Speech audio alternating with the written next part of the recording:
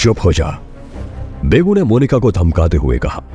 तुम में से कौन अभी मरना चाहता है? अगर तुम में हिम्मत है तो मेरे आगे खड़े हो जाओ।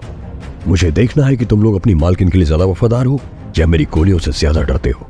मोनिका का नाजुक शरीर कांप उठा। वह बहुत कम उम्र में लियो ग्रुप की प्रेसिडेंट बन गई थी। तभी आसमान से अचानक बैंग की आवाज सुनाई दी थी। कांच के टुकड़ों की बारिश होने लगी थी कि वो इंसान एक तीर की तरह नीचे आया और सीधे सबके सामने आ गिरा था। एक सफेद बालों वाला लड़का टूटे टूटे फर्श पर सीधा खड़ा था। White bone killer. बेगू के हाथ कांपने लगे थे और अब उसने पुष्कर को आसमान से गिरते और सीधे उसके सामने जमीन पर खड़े हुए देखा था। क्या ये सच में इंसान ही है? क्या वह किसी आदमी को मारने का है या किसी राक्षस को? वो कैसे कूद सकता है इतनी ऊंची जगह से? वह इस सफेद बालों वाले लड़के को एकटक देखती रही। जब वह सबसे ज्यादा खतरे में थी तो कोई आसमान से गिरकर सीधे उसके सामने खड़ा हो गया था। क्या वह उसे बचाने के लिए यहां आया था? ये तो किसी फिल्म के हीरो से ज्यादा बड़ा हीरो है। जब मोनिका ने उसे देखा तो बस देखती ही रह गई और बोली, क्या तुम सच में एक इंसान हो?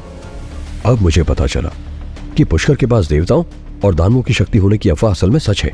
इस समय पुष्कर ने धीरे से अपना सिर उठाया।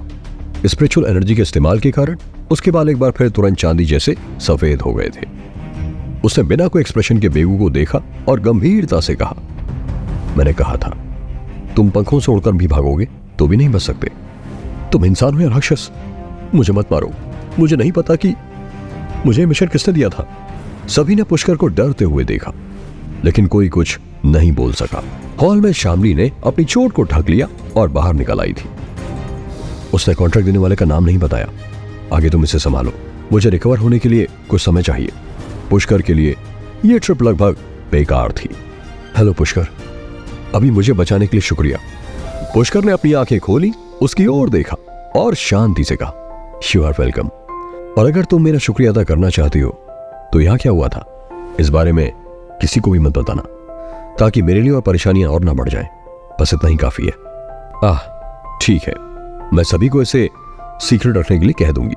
क्या तुम बाद में फ्री हो? मैं तुमको कल डिनर पर इनवाइट करना चाहती हूँ या फिर लंच के टाइम।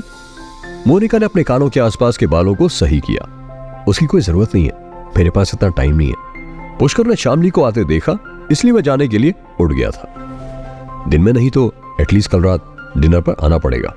मैं तुम्हारा इंतजार कर सकती हूँ। मुझे अभी भी तुमसे कुछ कहना है। मोनिका एंशियस थी और उसने तुरंत अपना बिजनेस कार्ड पुष्कर को पकड़ा दिया था। मैं कल शाम 6 बजे 1 घंटे का टाइम निकाल सकता हूँ। ठीक है, फिर हम आपसे कल मिलेंगे। उसके बाद पुष्कर विला में लौटा और जब उसने शामली को बिना एक शब्द कहे अपने पीछे आते देखा तो उसकी भौहें चढ़ गईं। बहुत गहरी चोट लगी है। वह रास्ते में कार भी नहीं चला पा रही थी, इसलिए पुष्कर ने उससे पूछा था, पुरानी चोट फिर से उभर आई है? शामली दरवाजे पर खड़ी थी, कांप रही थी। उसकी पलकें झुकी हुई थी जैसे कि वह किसी भी समय बेहोश हो जाने वाली थी। पुष्कर ने गहरी सांस छोड़ी, फिर वह शामली में लेकर सीधे हॉल में चला गया। क्या शामली पुष्कर को रोक पाएगी? पुष्कर क्यों खुद पर काबू नहीं कर पा रहा था? जानने के लिए सुनते रहिए ये एक्साइटिंग कहानी सिर्फ पॉकेट FM पर।